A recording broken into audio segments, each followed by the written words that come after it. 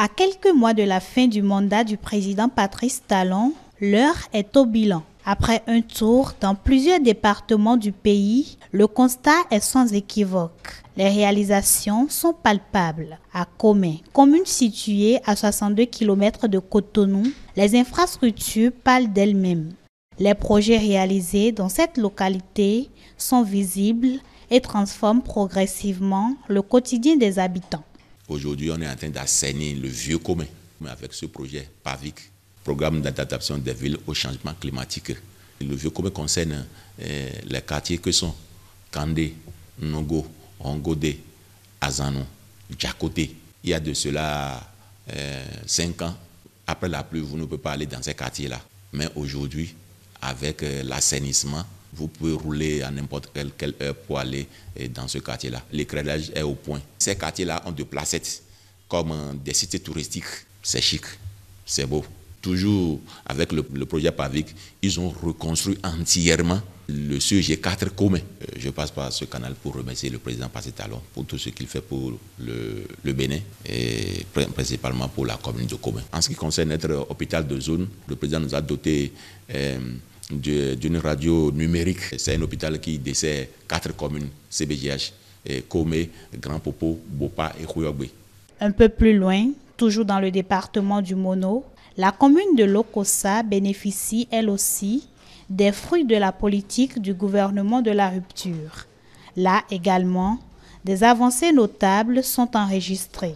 Et nous avons bénéficié sur le plan sanitaire de la construction d'un centre de santé moderne à Ouédémé-Adja, qui est une référence dans la commune, dans le département. Djordji Zoumé, partant de là, sur le plan scolaire, il y a eu la construction de l'école normale supérieure de l'enseignement technique à Lokossa, N7 Lokossa on l'appelle. Lokossa a bénéficié comme beaucoup d'autres communes, le projet H Formation. À part cela, vous avez les projets comme projet Access qui a pris en compte les pauvres extrêmes à qui on